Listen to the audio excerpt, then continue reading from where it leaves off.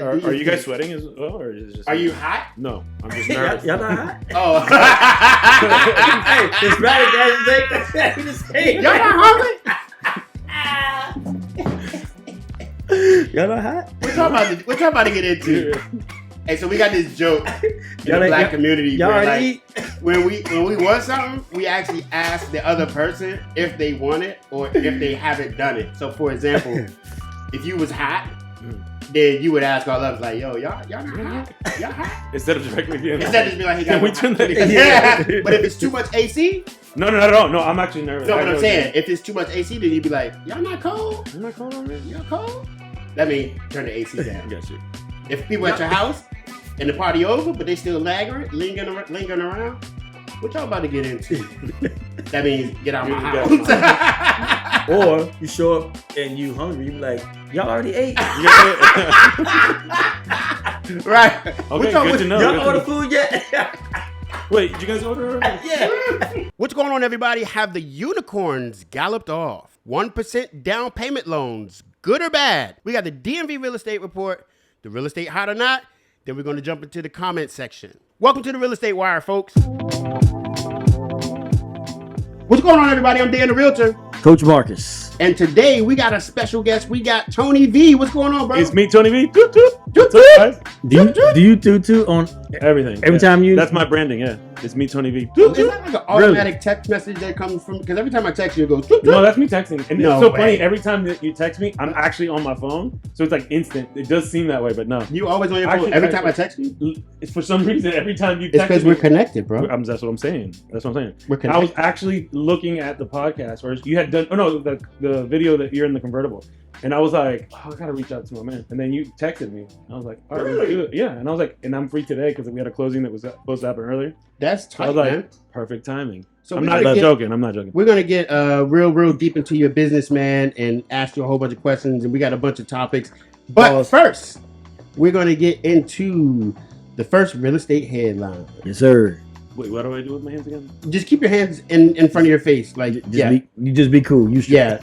Just stay in a constant state of fight or flight. Yeah, exactly. You'll be fine. That's how I live. So, according to an article from Keep It Current Matters, it talks about how a lot of the buyers that are out right now have kind of fallen in love with this unicorn market. And what is the unicorn market? Well, let's talk about it. The article starts off by saying comparing real estate metrics from 1 year ago can be challenging in a normal housing market. That's due to possible variability in the market, making comparison less meaningful or accurate. Unpredictable events can have significant impact on the circumstances and the outcomes being compared. Comparing this year's numbers to the 2 unicorn years that we just experienced is almost worthless. This article continues to say, by unicorn, this is the less common definition of the definition of the word. Something that's really greatly desired, but pretty much difficult or impossible to find. What say you, Tony V?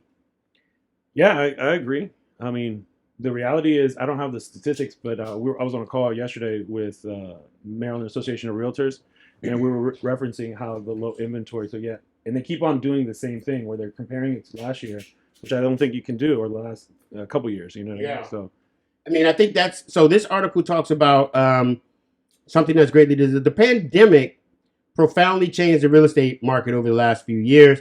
The demand for homes skyrocketed, and people needed a home, office, and big backyards because everybody was basically trying to get away. Yeah. Right. So they were taking the opportunity to move and also try to find houses that had like office space and enough space that they could send their kids out back and not hear them screaming while they're working. It opened up a whole different different areas as well, where people typically wouldn't look at. Now that they have the ability to work from home, now they're like, okay, you know what, I can go further out than what my radius typically was. So you know what's funny about that is when we talk about these 2 unicorn years, it makes me think about what was happening like prior to that, right? So when people bought the homes, and then of course 2020, 2021, 2022, those unicorn years, and then everybody had this insane desire to purchase a home, right? To say to say that, oh, the house that I'm in is not sufficient enough. So does that mean that when they went to actually buy the house wasn't sufficient at the time of them buying it, right? Because all of a sudden, you sit at the That's house a good question. because you. I mean, I think most people were just kind of looking at it as a Black Friday sale.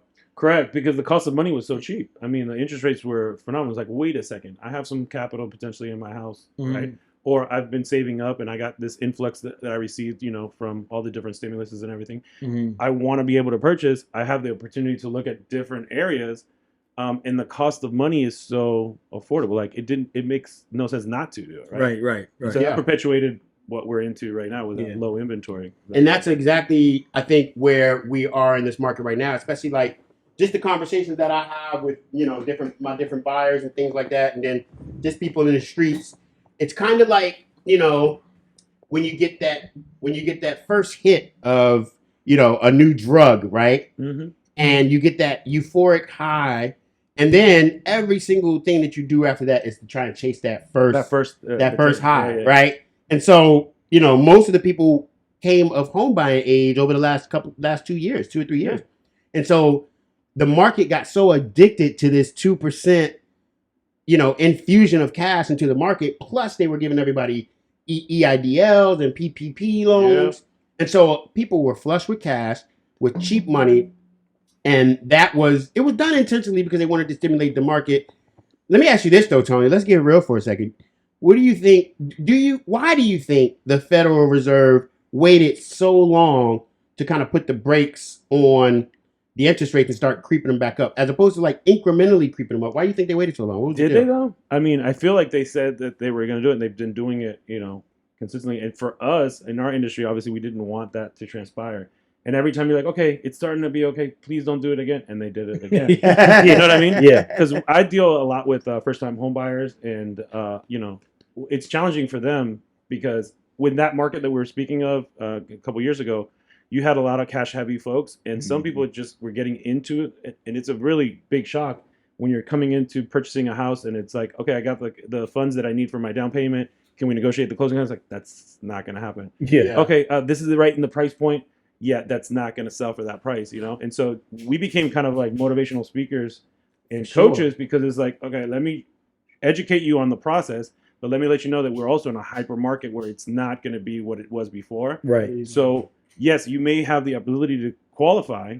You may have the capital or the funds to do so right now, but you're now competing with folks who are going to go 50K, 60K over, and they do actually have the funds, aside from what we're trying to do where it's like, okay, we have the money for our down payment, but we're going to need some assistance. It's not a thing. So right. And now I think that, so I just went all over the place and I apologize. No, that was exactly, dude. Your brain sounds a lot like my brain. So, the buyer demand was one of the topics they were talking about, which kind of piggybacks off what you were saying. If you look at the headlines, you think that there aren't any buyers actually even out there. We still sell over 10,000 houses a day in the United States. Of course, the buyer demand is down from the past 2 unicorn years, as they're calling it here. But according to Showing Time, if we compare it to the normal years, 2017 through 2019, we can see that the buyer activity is still strong. And so 2023, we had about 223,000. I wonder what this is per thousand. Well, let me ask you a question based off of what you're talking about here.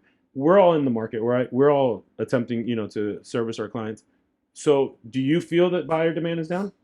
Yeah, for sure. I think that. So here's what I'm seeing. I'm seeing it kind of break even because I'm seeing not only is buyer demand down, but there's also a lot of sellers that don't want to put their properties on the market because sellers are also buyers. Right. So if I sell my house, I dope, but then I can't live on the street. Where do I go? Where do I go? And so a lot of that inventory, I think we were talking about this a few episodes ago, Marcus, which basically, I mean, this was a while earlier when it first started and everybody was thinking that there was going to be a crash and there's just, but if you really just look at the numbers and think about it for a second, rate locked homeowners is our biggest challenge right now. Correct. Basically them saying, you know what, I got a 2.5% interest rate and you want me to jump into a 6.5, 6.25? No, I'm good. I'll stay where I'm at. I was talking to you about that last time. I advise, I go to listing appointments. I don't know if this is good for my business or not. Obviously it's not, but I'm saying I like to be real straightforward. And when I meet with a seller, because they did, gain some equity, right? And yeah, the opportunity now, if you could utilize that equity on the next property, would be ideal in a regular market. But I talk to them and I say, hey, listen, this is what I'm looking at. The way that you have it structured right now, you're never going to be able to get that rate. Right. Rent the house. If you need to access the capital, let's get a HELOC and then let's purchase the second house that way. If they really want to move up, right? If that's the intent. But a lot of these folks that I talk to are just wanting to capitalize on that equity that they have. But then when you go to see, okay, I sell the property, no problem. There's no inventory. We can get multiple offers. You can get that capital out or that equity. The challenge is then now what do you do? Unless you're getting out of this area, you're going to be in a predicament because the interest rates are no longer the way they were. So you're going to end up paying more, and you're going to have to utilize that funds that you're just now gaining all towards the new house. So it's really kind of like a wash, and you're going to be at a higher payment. But you may have a bigger house potentially, right? Right. So I said, if that's the intent and if it's really necessary, let's do a HELOC instead. Let's get access to that capital and then purchase your second house. Let's leave this one as a rental because that's going to be paid off in itself. And rentals, as you guys know, has gone up as well. Yeah. So this is not a good thing for a broker to say, right? Because No, I'm like, but I want the listing, but I'd rather be honest with them. For sure. Everybody's not a landlord. That's So, what you're saying like, too. I think us as real estate agents, we understand the business. So we always say, dude, just rent the house out. But a lot of people are like, I don't want to rent my house out. Like, I don't want to deal with tenants and the 3 T's, right? Toilets, tenants, and trash cans. Like, they don't want to have to deal with that. And a lot of people don't have the infrastructure, the patience, the know-how, the team. And so that's not an option for everybody to just, I'm just, for some people it is. But I think look at everything business, and I tell them that like I look at it from the business perspective in economics. It just doesn't make sense, but I'll still do it if you want me to do it. I just want to be real transparent, and let you know that from my opinion, from my professional opinion, what I would do is that because you got such a great rate, and that's not going to come back. How long you been in business? Just starting off, so 2002, 20 years. Okay. Yeah. You say just starting off. Yeah, I'm just starting to get my feet wet, starting to learn ins and outs. Yeah, he's a rookie. Yeah.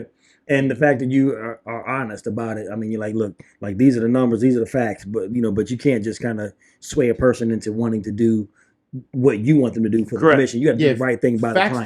Facts don't sell. Emotions. What I basically do is I lay it out. It's always client central. And I say, hey, listen, this is the reality. Okay, this is what it is, and this is what my professional opinion would be.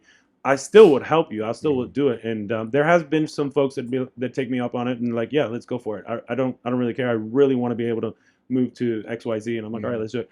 And there have been some folks that have taken my advice, and then there's some folks that have listed. Yeah. So that's why I started off with saying like, I don't know if this is good that I'm saying this or not to them, but I want to have a clear conscience when I go to sleep at night and not look for just that transaction. Yeah. Because that's how I do my business in general. Absolutely. I don't look for this transaction. I want to be my career for for many years and leave this legacy on to my children. So I don't want to do a transaction that's going to hinder me or have somebody have a bad taste in their mouth because I told them like, yeah, let's sell, and then they're going to be in a worse financial position, or not worse, but not in the best one that they. Yeah. You don't set them up for that. Yeah. So all I do is just educate them. Yeah. Ultimately, they make the final decision. And I'll work with it regardless. But it has hindered me in 2 that I know that have listed with other agents, and That's I'm like, the game, okay, man. It is what it is, The showing index is the chart that I was trying to read. So basically, the showing time shows how many showings are happening per. They can't see you on the podcast. Oh no, they can. Oh, okay. But they can see him on They can't YouTube. see you on the podcast. Oh, this is digital and audio. I got you. Yeah. We throw it on the YouTube. So 2017, we had 157,000 showings. 2018, 166,000. 2019, 155.7. 2020, it dropped to 128,000. Then, in the unicorn years, 2021 and 2022, we had 271,000 showings, 284,000 showings in 2022. And then in 2023, guess what? We have 223,000 showings. So we still have more now than we did over the past 5 years, but less than the unicorn years. And so that pullback, I think we made the example. And we have less inventory, which is interesting. We have less inventory. So more people are looking at the same house. That's interesting. Yeah, and I mean, it's you can compare it to driving down a highway at 90 miles an hour, and then suddenly, which was transpiring during those years, by the way. Exactly during the unicorn years. Yeah, Exactly. right. Yeah, and we were driving back 90 miles an hour to put offers in. Offer deadline in 20 minutes. Get out of my way. But the other part about the unicorn years is that we've been in this 6 to 7% interest rate environment for legit 12 months, right? So people are beginning to get it, right? Yep. But at the same time, they don't necessarily like it.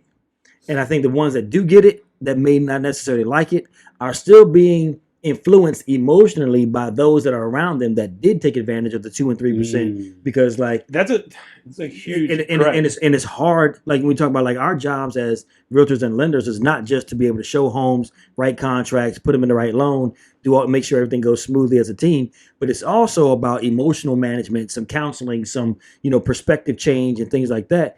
And people don't realize how hard of a job that we actually do have. Because it's not because we're not giving true information and facts and compassion. A lot of times it has a lot to do with the outside sources or outside information that are impacting those that have the heart's desire to actually buy. And it makes our job that much harder sometimes. But articles, news articles, social media right now. Yeah. So we built for it, though. I think you're built for it. I'm built for it. You are as well, Dan.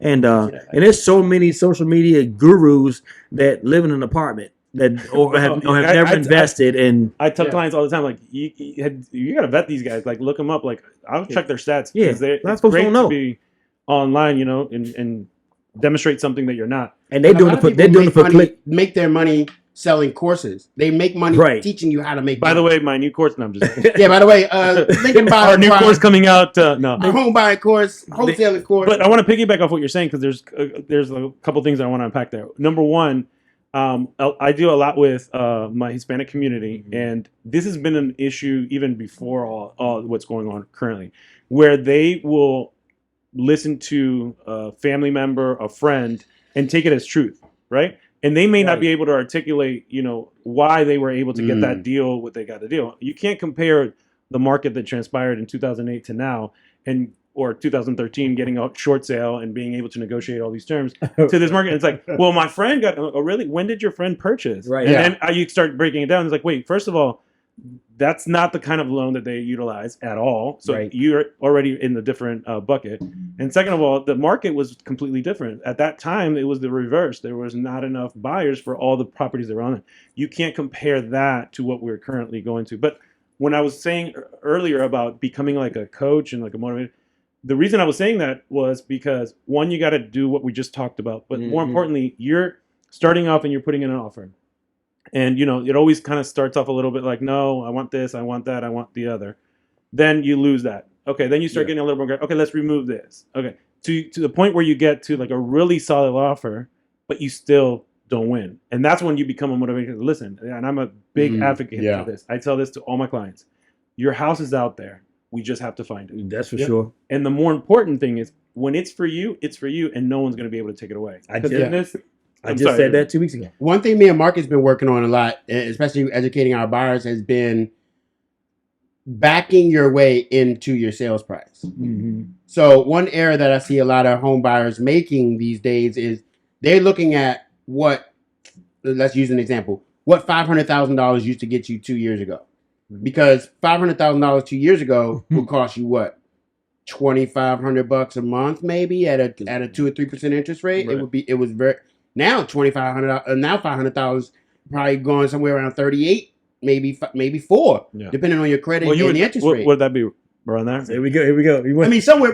I only say that because you run the numbers right. We got somebody in that price point, but look that up, right? And so shout out Angelo because I ain't doing no push-ups if I'm wrong. Yeah. So what we've been doing is we've been saying, look, how much do you want to pay per month? Well, I want to pay $1,800 a month. Bet. This is what $1,800 a month gets you. However much that is, a $350,000 house or $250,000. But there isn't anything. No, there's a lot. But there's tons. But the question is, where do you want to live? Now you can't say, you want the holy trifecta. I want $1,800 a month for an $800,000 house in the middle of 16th Street Heights, DC. Correct. Well, there's nothing there for $200,000 in 16th Street Heights or Palisades. I mean, a parking lot. Yeah, maybe a parking space, but them joints going for like $20,000. So now they went up, right? Yeah, like $50,000. Yeah, so I mean, unless you want to live in a parking space, but like it's hard to go to the bathroom inside of a parking space. I mean, I've done it, but it's not the best. It's not the most efficient way. I think we can make it work. No, I mean, Tony V. I'm a solution based. #solution. #solution. So that's what we've been doing to our success is really reframing this market for our buyers and saying, look, Mm-hmm. I know you think that a $500,000 house is supposed to be this, or you think that this house is not worth 500. You think that it's worth 325. Okay, but you're not doing any comps. You're not doing any price per square foot analysis. You're not deducting for room. You're not doing it. You're not an appraiser. So for you to say that the house isn't worth that, it is worth that because that's what it's on the market for. Right. And the reality is that you're just that individual looking at which is fine, looking at what you need and what you want to be at.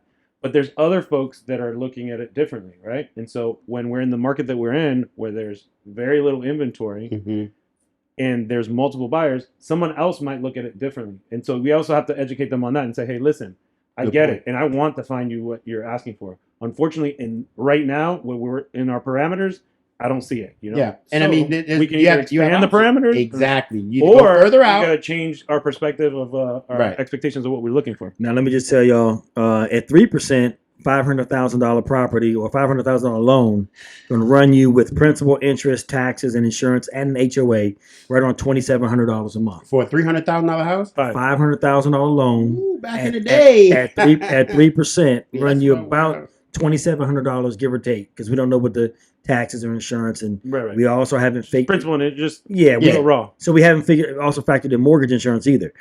But your average interest rate today might be say 6.8. 8 now? Let's say 6.8.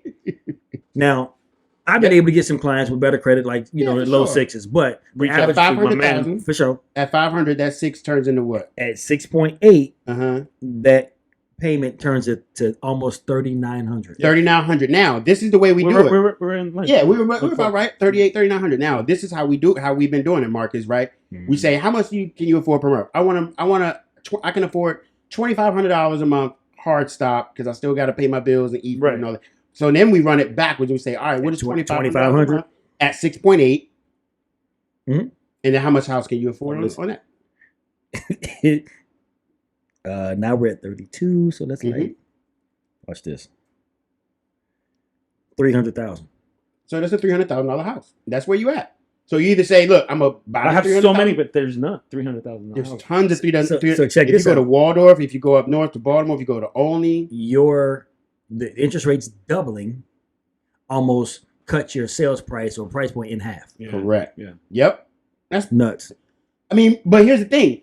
It's been that way. Correct. That's normal.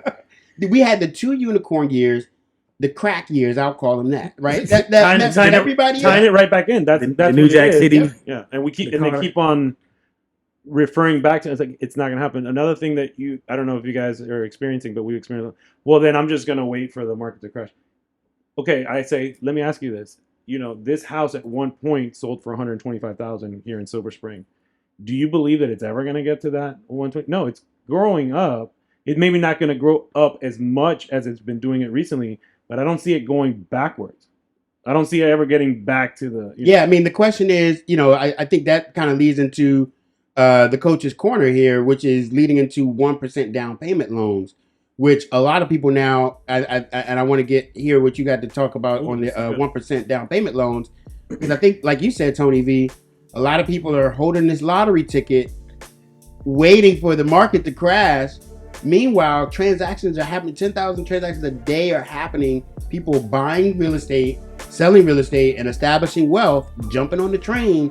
And other people are still sitting at the train station waiting for a better train to come. And is it going to come? I don't know. Maybe one thing that's popped up is the 1% down payment loans. Yeah. So what is that? What's your thoughts on that? Yeah, what is that, Coach? Before I jump into that, some people, rock with Dave Ramsey, or some people do Grant Cardone. Y'all know Grant Cardone. I'm down with all of them. Yeah, and they all of them have some good things to say, whatever. Yeah. But if you follow that dude, he's like, man, there's no crash coming, and we've been saying it. Dave Ramsey, yeah, he been said it. Yeah, and then Grant Cardone was like the other day, was like, man, there's no this, it's not gonna crash. Like, there's no crash coming. Only people who think it's gonna crash are the people who don't know anything about real estate. Right. And and the cousins. And their cousin, right, Your right. uncle. Bought a home It's like, 20, but he Chris, hasn't even 25 bought years that. ago. That's a great question too. A follow-up question is like, oh great, when did he buy? Oh, he hasn't bought. And I'm like, so he's giving you advice on something that he hasn't done. Or he bought in 1986. Oh, he used to be an appraiser back in 1984. He a used car salesman. He sell life insurance, and yeah, He was an appraiser, yeah, for an insurance company for total vehicles. I'm like, that's not the same. That's not the same. That's not the same. He's like, no, he knows how to look at it. Check out this 1% though. He uses So Zillow. Coach's corner 1%. So on a conventional loan, the minimum required down payment is 3% for your first time buyers. If you're a repeat buyer, your down payment required on a conventional loan is 5%. So first time buyer, which means you have not owned a property or had zero ownership interest in a property in a 3-year time frame. That means that if you've never had a loan in your name for a mortgage or had a mortgage in your name, you're a first time buyer. But if you are not on the loan, but you're on the deed of somebody's house, you have legal ownership of that property, and you are eliminated from first time buyer products because you have legal ownership. So is this a grant? Do I got to pay this back? 3% down payment. Mhm.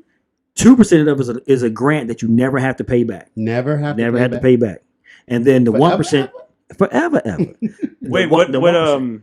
Is it like Fannie Freddie or is it not? So you go by Fannie and Freddie guidelines. Gotcha. So one of the investors that I partner with, this is their internal program. Nice.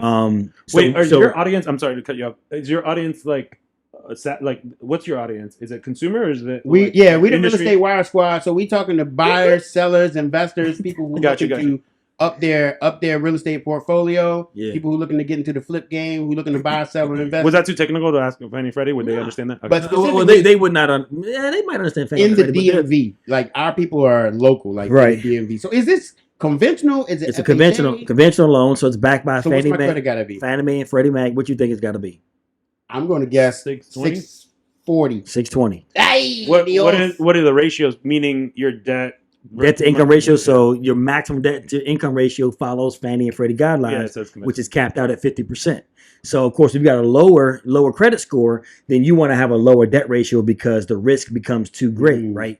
But if you have a higher credit score, again, all you need is a 620. But if you have a higher credit score, then you can go up in your debt to income ratio, get closer to 50%. overcompensating factors. Compensating factors. Seems like the 1% down payment. It seems too good to be true, Coach. Well, sometimes it can be, right? What's the catch? Now, there are income restrictions, right? So what they do, but Home Ready, Home Possible, which is backed by Fannie Mae and Freddie Mac, they have the income restrictions. And what we look at is the area median income. So I took some time to research what area median income would be. And that just means like the average income in certain areas. The area median income in this DMV area is like $140,000, right? Mm-hmm. You can only, for this program, you can only make 80% of that. But that means that 80% of that is about $112,000. So as long as you don't make more than $112,000, you have to make within a under specific area. make under right. So 112. whatever area you have to look at the area. So mean I income. looked at Charles County. I looked at DC. Where do you get the data? Is it something that has to be specific, or can you say Where do I get that data about the income? Yeah, can I say like, Tony V's website says that the medium income, and then use that? You probably can't do that, but you can go to like the Home Ready and Home Possible eligibility websites. Okay. They'll tell you. All you do is you pull it up, put in the address. You can even put in the city, and that city will tell you the average median or the median income in this area. So I looked up Waldorf, I looked up Akakeek, I looked up DC, Alexandria, even like Warrenton. So What'd you come up with?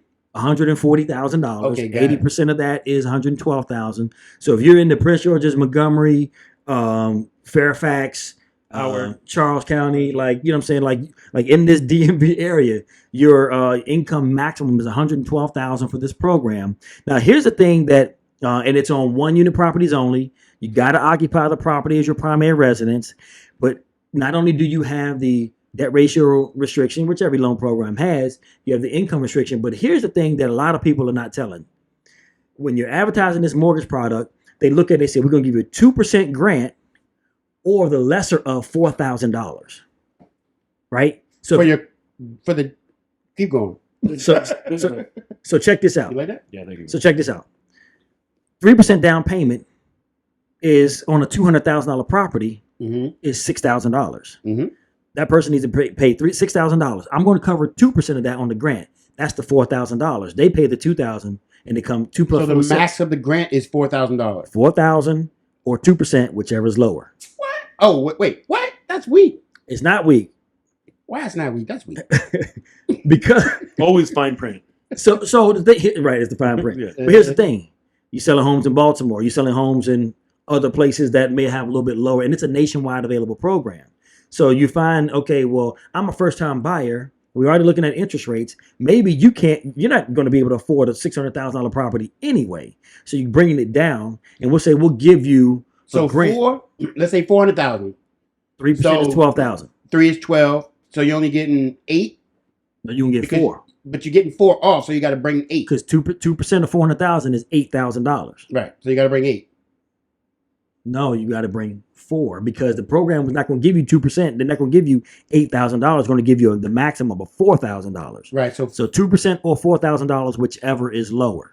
2% or $4,000. So they're only going to give you $4,000 So it's basically 4,000. off of the $12,000 that you're supposed to bring. The maximum money, right? The So maximum then you have money. to bring $8,000 to the table for your down payment because they're not going to give you the full Correct. Yeah. Correct. 2% credit. Right, They're only going to right. give you $4,000. Right. So So you got to bring 8. Do you do graphics? Can you put graphics like I little? could put like a little halo around. No, your no, head. but like Yeah, putting but- even numbers like all jumbled up or when you're doing that because I'm like if that's what you want, we can put it in there. We Yeah. take special requests. Tony V. And see, so just like what?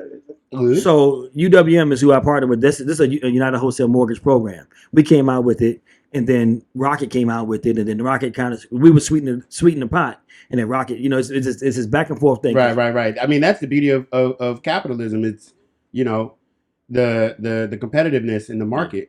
When it's not super regulated. But it's got to that's be, another but podcast. it's got to be fully disclosed. So this program is super sweet. Now I can close it in 15, 21 days, which most of your down payment programs or those assistance programs take 30, 45 days. 45, Mhm. So the money can be there. It's a grant. You don't have to pay it back up to $4,000 or 2%, whichever is lower. 620 credit score. There is mortgage insurance, of course, if you're not putting down 20%, but the PMI or mortgage insurance is cheaper in this program because it's based through Fannie and Freddie with the Home Ready, Home Possible. That's exciting, Who, man. who would need this? Who would benefit from this? I think your first time buyers that are Okay. looking in areas that the sales prices are not what you see in this the immediate DMV Right. area. So, let's say Baltimore, because you can get we got under contracts Yeah. on a couple places 150, 200,000, get you something good in Hagerstown, Baltimore. maybe Probably. Frederick, Salisbury. Yeah. You Waldorf. just go out a little bit on the outskirts, Yeah, right? that sums up everything we talk about, which is like you're either gonna pay more or go out further. Yeah. That's it. And I mean that's pretty much, especially when you live, in a like a near a metropolitan area like a DC and Miami or something like that. There's always going to be these outskirts, these what they call secondary markets that are going to be less expensive. That's still going to be good. You'll still be close to the city. I love that. I mean, I love But it. if you in these types of markets, we have to think of real estate as a long-term game, right? Absolutely. So if you think, all right, I'm gonna move out here, grab me some real estate real quick while things is hot. The prices is a little hot. I'm gonna move out further, and then once I build my equity, 5 years, 10 years, 15 years, then you're moving closer. You're moving a little bit closer. Baby steps. That's a great strategy. It's baby steps. But I a mean, lot of folks, unfortunately, with everything that's transpiring, they want the forever home now. yeah, Right. they want On the they first want, one. They It's want like- the dream home. They don't want to settle. It's like, everybody's settling. $2 million people who can buy $2 million houses, they want $5 million houses. Yeah. They're settling. Everybody's settling. I can't get everything that I can afford, that I want. Like, Yeah, we no. all can't afford every. And then now you are no Yeah. longer a renter, right? You're no Bingo. longer somebody who doesn't Just have. start. You're now a homeowner. You Mhm. have the tax benefits. You have the equity benefits. You actually are participating in that wealth that Yeah. we're talking about. And then later on, the generational wealth. I like to tell all our this is what I've been doing this for years in reference to like advocating for this for our community and say, hey, listen, just become a homeowner. And then your kids are going to be like, that's something that's achievable. Right. A lot of our folks, the people that I've worked with in the past, it's really unfortunate. They've been here, such a long time, 20 years, 30 years. And I'm like, they may not have purchased right when they get there, but let's say they started off, 5 years after they've, established themselves. Mm. You almost would have had the house paid. I mean, you've been doing it Yeah. for somebody else, Yeah. for sure, right? If you've been living in the same location for 15, 20 years, Right. you almost paid off their mortgage. All right, now I'm about to script you. Here we go. You ready for the Let- script? Yeah, but Tony, like when I own, if something breaks, I gotta fix it. Like my refrigerator goes bad, boom, I gotta pay $1,200 for a new refrigerator. But when I'm renting, Mhm. all I gotta do is call my landlord. Yeah, what are you paying yearly on that rent, right? Is that you're going to gain some kind of equity. So you're saying you're quantifying it for $1,200 versus how much are you paying throughout the couple years that you've been doing it? I'm pretty sure you're going to be able to do it. And there's, a lot of different avenues. There's warranties and things that you can look into. I always try to prep them to get into that thing. But yeah, we get that all the time. Yeah. People are like, well, that's part of home ownership, but that's also part of gaining wealth, right? Right. Nothing that you want is going to be easy. Yeah. But at least this is something that you're doing already, regardless. Like no one's living for free, even if it's a family. You're contributing something, right? Yeah. So why not be able to do it for yourself, or at least start working towards that, Yes, right? sir. Because not everyone, unfortunately, can. But for the most part, most people can. They're just not in the level or what they actually want. But at least take that first step. That's what I always try to advocate. I'm like, look, just get into it. It's also going to get you prepped to feel like, okay, can I do this? Now I can go for that forever home because I've been accustomed to doing it here. And, I had minimal issues. There are going to be some folks that, yes, some things, break down along the way. Sure. But for the most part, it's going to be pretty smooth sailing. And the benefits outweigh, those little negatives, those little things that may arise here and there. Yeah. So let's get into the DMV real estate news. Yes, sir. Yes, sir. So I got two little pieces of little nuggets for us here in the area. Everybody in the area. Yeah. So Verizon has just announced that they're going to be adding a new area code to my old area code.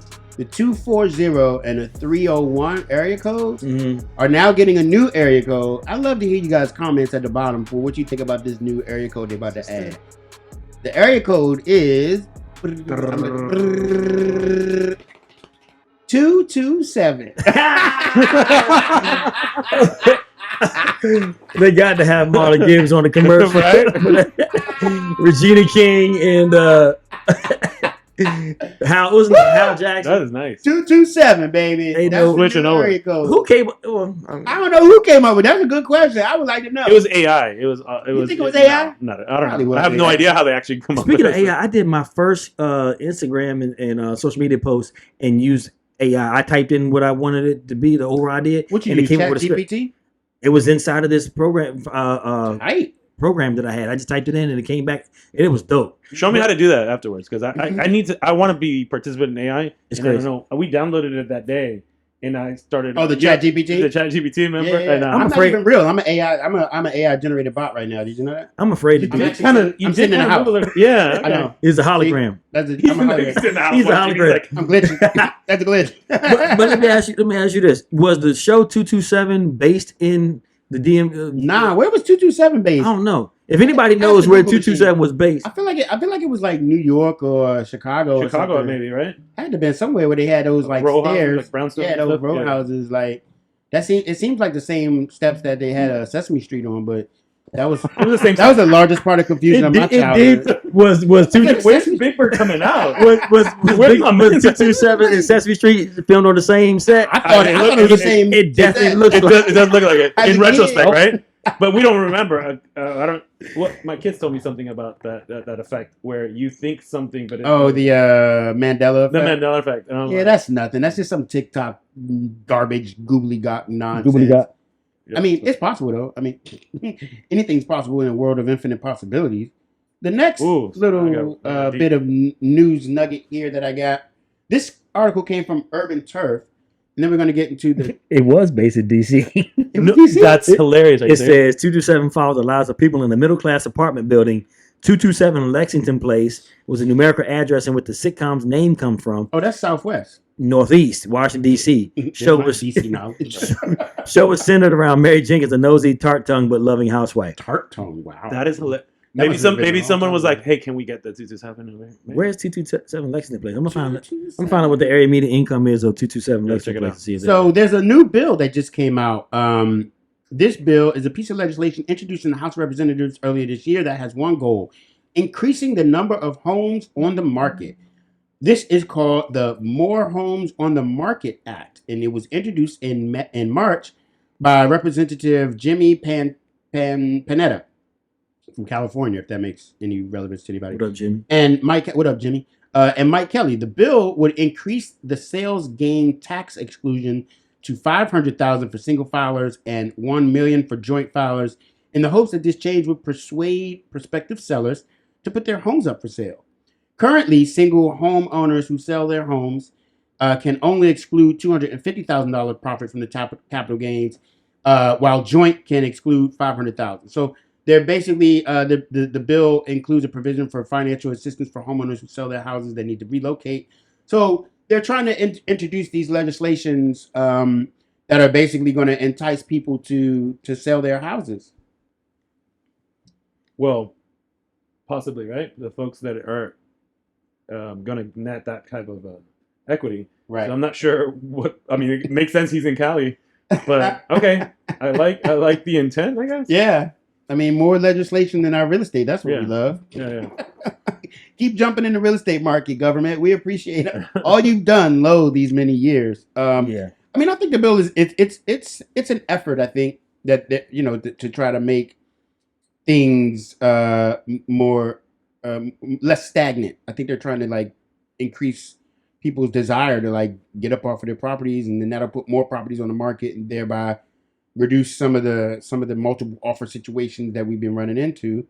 I think a lot of these people that have these ideas in politics, be honest with you, that sometimes I don't think they know what they're doing. They're so far removed from. They're so like far this is removed. going to help. It's like who? I don't know. They need to ask the people that are on boots on the ground to figure out, like, hey, what are the challenges that you're having, and what would your strategy be, and then be able to implement that. Hold on, he's calling me now. Of course, Hey, we're and doing of course, a podcast. Can I? and give them credit. You know what I'm saying? Like, give them credit for, Jimmy calls hey, back. you know, Dan Wheeler, you know, sells homes. He was a resource that helped us come up with this, instead of like the congressman coming up with this plan in their cabinet. Like, we came up with this plan Yeah. To benefit, most likely, them. His people. No, or him. He's like, man, how do I do this? Right. I got an idea, guys. We got Right. an inventory.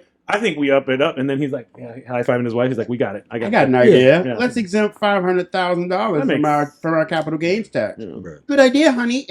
Well, write it up. Let me ask you something, because I just saw this and I haven't really looked into it, but it's something of interest. So we've gotten a couple of different calls from folks who are looking at tiny homes and trying to establish where they could potentially put these tiny homes.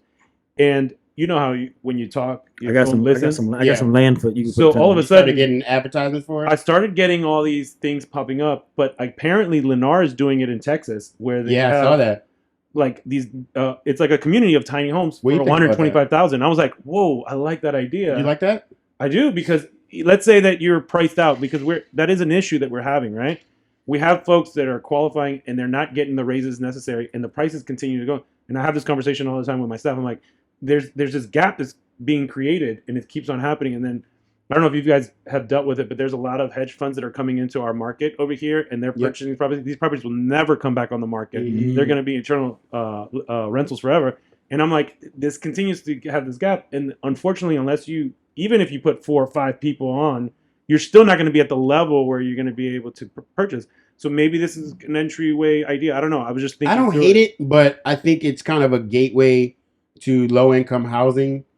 Gotcha. And typically, to me, it kind of. What if you establish it, like, what I forgot what they're called? HOA? No, the when you do an additional ADU or something. Oh, like an ADU. Like in Silver Spring, behind a house, and then you put something. Think, to me, I saw the joint in Texas. Because of mother-in-law suite. It just kind of reminds me of like shanty towns, like just a bunch of like little like small shacks that. If you did it the right way. I'm looking at it 20 years from now, what it's going to look like, where, So I like it. I've actually was. Y'all ever been to tiny? You been to tiny home? You like it as a rental. That's why. Correct. I'm looking at developing something like that. That's what I was thinking about. Have you ever stepped foot in the tiny home before? You can only step 1 foot inside. Pretty much tiny. No, isn't this the size of some? This is bigger than it's about this size. I mean, they usually do like they're big. They're bigger. They're taller, like you can, but they're not wider.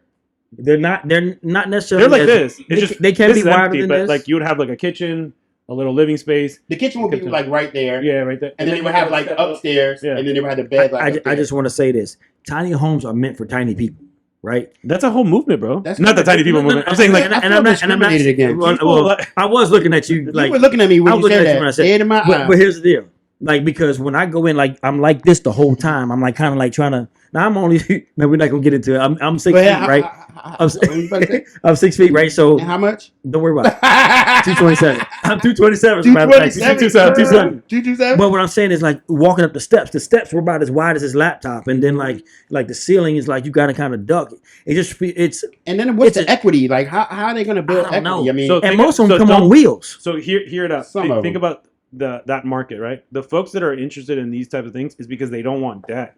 They want to be able to have something affordable. And I get it. This is whole movement. I mean, but if you of got newer generations, 125,000, they're living in vans. you Like, think they're that's going to the buy? thing. You think they're going to buy them? No, I'm serious. Yeah, I've they're seen that. converting vans, and so I've their seen that. thing is like, Yeah. how can I have the least debt as possible, but still have housing, and then live free and travel and everything? I get it. I just understand worry it. about the neighborhood. Like, who you going to be living next to?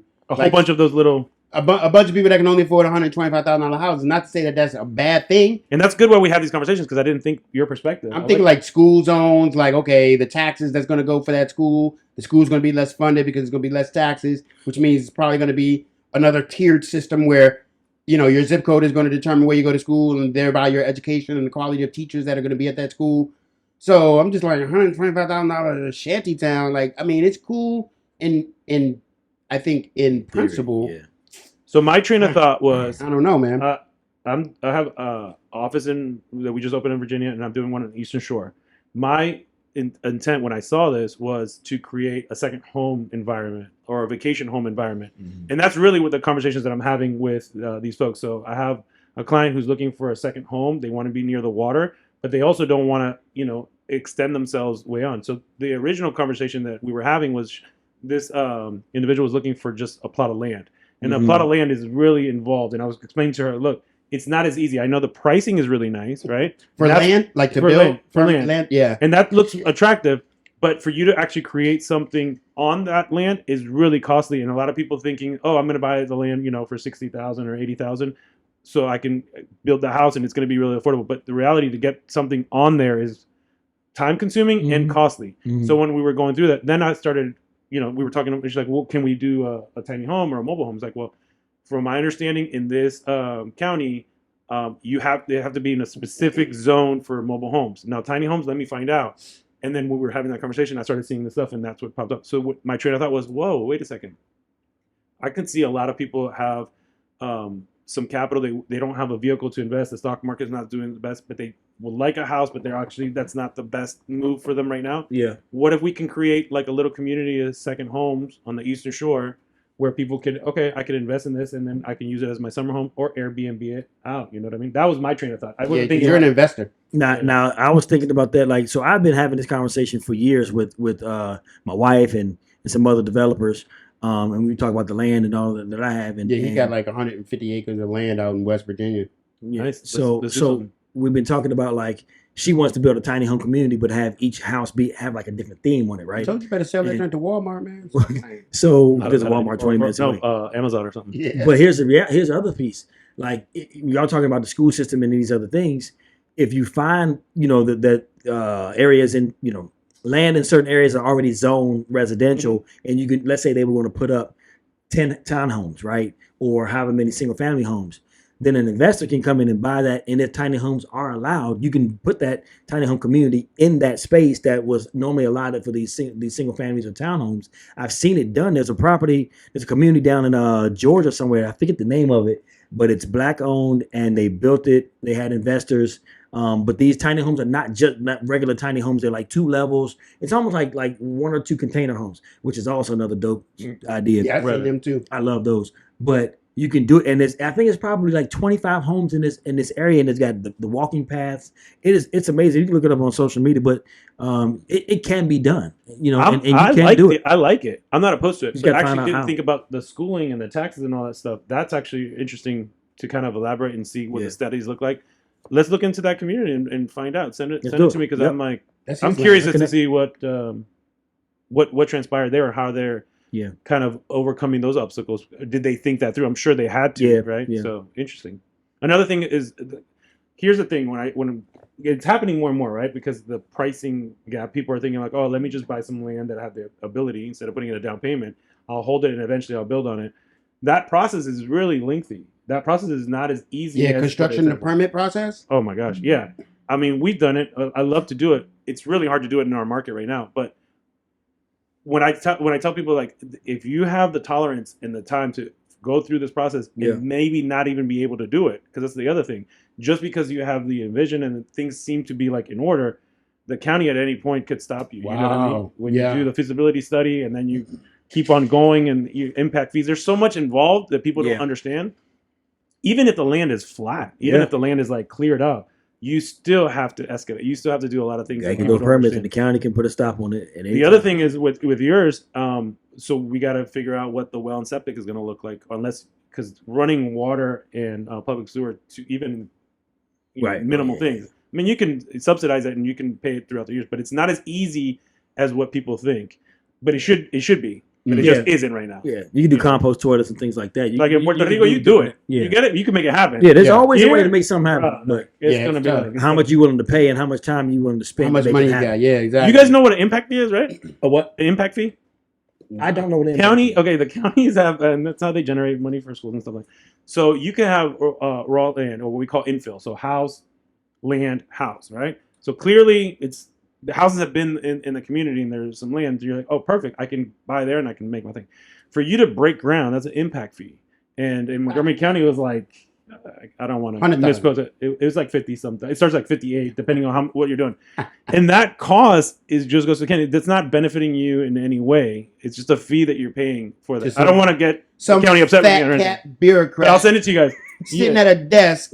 But there's different areas. No, there's different areas. So I'm looking at an area in over on the Eastern Shore. It's 6,000, and I'm like, okay, that's not. It's still cost that you ideally wouldn't want to spend on. Yeah. But 6,000, I think, is more doable than starting at 58, depending on what you're building, and it just goes up. I think plus probably more than likely they're trying to discourage individual people from doing it because they want to make sure that these larger companies do it because they allocate it for schooling. And I'm a conspiracy theorist too, so you know me. Oh, okay. Let's go. I'm always thinking like, no. Yeah, say dang. But I'm always thinking about that. Like, okay, somebody getting paid to put these little policies in place. Yeah. And just like, hey, there's always ulterior motives, right? You're my lender, right? So I'm going to recommend you before I recommend some lender that I don't know. Thank you. Because you're my boy. Yeah. Right? And they do the same thing on higher levels of government. It's like, well, if you want to build here, you got to pay $56,000, Joe Smith.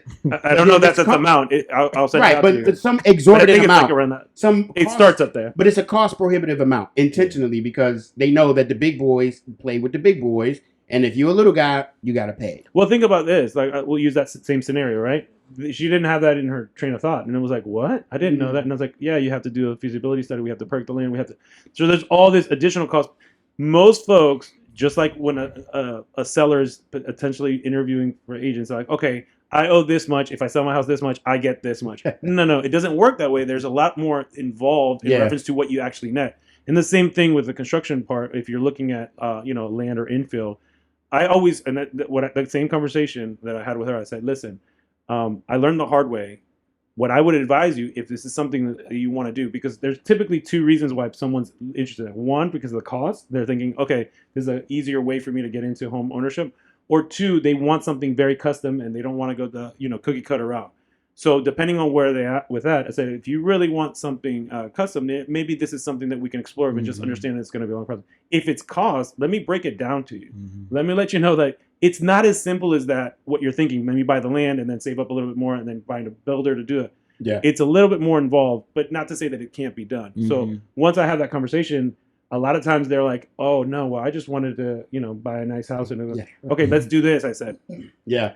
Which is hard right now, but let's find a property that's already there and do what we call a tear down. You tear it down. You know that it's been permitted for a property already. You know that there's some kind of well or septic or some kind of essentials that you're going to need already there.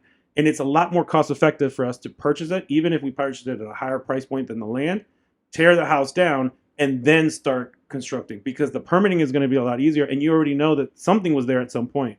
So that's always a better avenue if you're looking for making something that you want to yours. And then we partner up with, these builders that can help us facilitate that. But until you have that conversation with them, that train of thought is like, oh, this is easy. Right. So you'll get a lot of calls and a lot of people like, especially when you see a property that gets listed within our vicinity and it's way in a good, sorry, my English is horrible, in a great price. And everyone's like, boom, boom, boom, calling. And then you have to have these conversations multiple times because that's the intent, right? Like, oh, I'll buy it because I have that money. and then I'll wait a little bit longer or try to find funding. That's another thing too. Yep. Funding for these types of projects, most lenders are not going to be like, okay, let me fund your $60,000-$70,000 project. You know what I mean? They're looking for larger homes, larger things. minimum loan amounts and stuff. You get what I'm saying? Like no one in theory, yes, it's great, and maybe we can do it at a different location. And that's why I keep on mentioning the Eastern Shore, because I love the Eastern Shore. Dude, that's dope information, Tony V. You talk about cut that up. Let me use that, repurpose it, and I'll do some. Cut that one. We'll clip it. Yeah. Let's get into the real estate hot or not. What do you think about that? Always hot, bro. You like that? Always hot. You try to do it. You try to do it together. Try to do it. Yeah, I don't know what that means. I'm gonna say hot. You just say or not. That's what you gotta say. Okay, you ready? All right, let's. It's me, Yo, Tony V. let's get into the real estate hot or not. You gotta say it with us, bro. Oh, all right, yeah, that was a. You're a drummer. You need to click.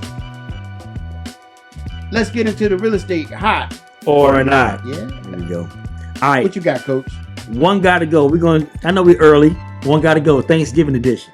Oh, right? Now, not everybody rocks on Thanksgiving, but one got to go. Fried turkey, the ham, roasted turkey, or the turkey sandwich when you get done. I'll say the ham. You gonna send the ham with? Ham gotta go. Yeah. I'm gonna say the roasted turkey.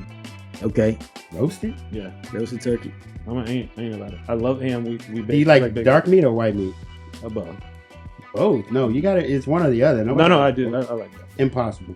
So let me think about. You gotta choose one. You gotta choose. You have to make a decision. Come back to me. No, I'm joking. I'm gonna go with. What are wings? Dark. No, wings are white meat. White? Wings are dark, bro. Wings are not. They're attached to the breast and white meat. Dark meat is the leg. Attached to the breast, not the. Do you want to make a bet? Whatever the wings are. Sure. Let's bet.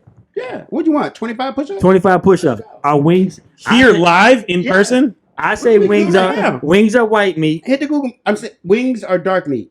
You say dark meat. Wings are white meat. Yeah, that's the bet, right? 25 push-ups. Yeah. Here's now. You go ahead and hop on the Google machine, but I'll tell you how I know. Because whenever you go to Popeyes and you ask for white or dark, what do they give you? Legs and thighs. Legs and thighs on the dark. And wings. You're not gonna base this bet on Popeyes. Now. I'm basing it on empirical knowledge. Yeah. Well, we're gonna figure that one out. All right. So I say turkey sandwich can go. Turkey sandwich? What? No. Why? You got the cranberry sauce? Because that can last forever, man. Turkey sandwich like a week later. Especially when they sit in the refrigerator for a day or two. I like the taste of a roasted turkey. My wife does it really good. My mom does. I'm figuring out how to do one really good. I actually grill my turkey. I like the fried turkey. My turkeys now. But fried turkey is pretty good too. But I mean, once you go, I'm scared to burn my house down. Just don't do it frozen. Yeah, you buy it. Correct. Yeah. If someone brings it, I'm not gonna do that. All right, what's next? Candy edition. One got to go. Snickers, M&M's, Kit Kat, or Reese's Cups. Wait, why'd you do that? They all can go. No, but I love them all. I'm gonna get rid of. Why did you do that? Wait, M&M's. Yeah, because if they're not peanut M&Ms, I'm gonna go M&Ms. Yeah, those are plain M&Ms. Oh, M&M, peanut and regular. Peanut M&M. I mean, M&Ms can go. You want to hear a crazy story? I knew this girl in college who used to. What if I said no? This is crazy. She used to. Well, it wouldn't matter. It's a rhetorical question. You want to hear a funny story? Of course you do. I used to know this girl in college. I wonder if she listened to the show. She used to buy the peanut the M&Ms. Please don't say it. She used to buy the M&Ms with the nuts. And spit them out. She would suck the chocolate off. So random, bro. What the heck? Because she thought that the peanut. She said the peanut M&Ms have more chocolate than the regular M&Ms, and so she would have like a napkin with a bunch of discarded nuts like on the table in the middle of class, like crazy. Yeah, she was pretty too. So it was like, why are you doing this? Gross. Yeah, she was crazy. Anyway, all right, here we go. Movie. Wait, what about you? I said M&Ms can go. Oh. So we all consensus. Yeah, all right. Yeah. If it was peanut M&Ms, I'd have a problem. Yeah, Skittles. All right, gangster movies or gangster shows, right? I don't know if hopefully you've seen some of these. Maybe. Goodfellas, Casino, Godfather, or Sopranos. One got to go. I've never seen any of those. So I've seen what are the choices again? Goodfellas, Casino, Godfather, or Sopranos. I don't think I've seen The Godfather. I know that's crazy, but I'll say The Godfather. No, people are gonna get crazy, but I'll say Godfather. Okay. I think I've seen the other ones. And you said you haven't And seen I like The any of them? Sopranos. This is a good show. I saw like the first episode of The Sopranos. It was kind of boring, so I just Yeah, you gotta go through a little bit. I feel like I gotta watch like 3 seasons. And Like any series, right? It Yeah. always starts off slow. Well, Breaking Except Bad for started off. No, and the other one, the Walking Dead. Walking Dead. I never saw Walking Dead. Walking That Dead's one dope. starts off, and you're like, I started off watching it, but it got too scary for me, man. I don't like zombies, yo. Watch it. Give it the first episode. You're gonna get into it. Yeah. Right. I could probably say that I know people probably not gonna like it, but I don't care. The Godfather, you probably seen it because you got like Godfather 1, 2, and 3. And to be honest with you, I've never seen all of them all the way through. That's what I said. I fell asleep on when I was trying to watch it. But some people would love that. Just like What's the one with Tony Soprano? No, with Tony Oh, that's Scarface. that's I Scarface. probably could. I seen that. I probably could have put People- Scarface in there. Man, that's like a subculture, man. People go crazy. Yeah. And Yeah, they're quoting it. funny They enough. live in that life. I'm like, really? Yeah, You know that's not real. black people like imitating a white man who was imitating a Latino. I'm like, The layers there. What are we doing here? All right, here we go. He's having a baby, right? Claro at 82, Mama. got a Oh, yeah. 23-year-old Mama. pregnant. 29, I think. I thought she was 23. She too young. Anyway, 29? That's All right. too young. No, I mean, That's a like great granddaughter almost. I mean, but that's Depending. not his great granddaughter. I know it's not, but I mean that's a. I mean, for full disclosure, I think that kid needs to have his mother and his father for Sure. the large majority of his life. He's 80 something, Uh, so he's more than likely by the time that kid's like 4, going to be like completely she incoherent. was like security. I'm definitely. Yeah, I mean, I'm sure that was all because of his. They did a DNA test. his or something, charm and his personality got him. right? that, He's like, let's check this out, right? I mean, did he? if he can No, I still believe get, he's if he doing can that. still get with it, He but can still go in, so go for it. I'm happy for him. Well, I I- love babies. I love people having babies. So one got to go. good for you, brother. This is this person and everything that they've ever done or contributed. Oh my Okay. god. Janet Jackson, Beyonce, Mary J. Blige, or Rihanna. Can I pick 3? Can I keep Can I keep one that I want to keep? Yeah, I mean Beyonce obviously got to stay, but Rihanna can go because she can't sing. Neither can Mary J. Blige. But Mary J. Blige No, got but the she- hits. Yeah, She got the hits. I she got the can't take swag her. too. She's been. Yeah, I like. The That's my vibe. whole '90s man. Like Yeah, I like Mary that. J. Blige. Real love. Okay, I'm searching for a real love. don't do it. Something to break my heart. Say real love. All right, what you say? I'm gonna say. You know I don't know the words, but I know. Everybody else just figured that out too. I know this is Janet Jackson. Sorry. Wait a minute, you sent Janet Jackson home? Okay. wait, what? Janet Jackson? No, he said one has to go. Yeah, that's what I'm saying. No, you said Janet Jackson. He sent I like Penny Rihanna from Good versus Times Rihanna. home. Penny. Huh? You He said said her he home? said Michael's sister home. You Yeah. said Little Michael. Yeah. Oh yeah. All right. I'm sorry, but I like Rihanna because she's Caribbean. I like Beyonce. Clara. You asked about the three. Who's the other? Who's the other one? It was a Janet Jackson, Beyonce, Mary J. Blige. Oh, I like Mary J. Blige because that's my I Gotta like the love 90s. Murray. So Janet Jackson. Yo, you watching the Power series? I'm Yeah, she's a terrible actress. I think. who, Rihanna? She's no, on it? Mary J. Blige. Oh. Well, I'm gonna tell you, What? like It's back? It's a new season or what? I didn't- Yeah, because you know they got the spinoffs. They got Force. Oh no, yeah, she's on it. She's on it. Yeah, she's the on mom. Power. Yeah, she's the bomb. She's terrible. hey, you know what's funny is I downloaded Stars just for I started. Really? Correct, because I wanted to keep it going and keep on watching, and then there was the Just do spinoff. Hulu.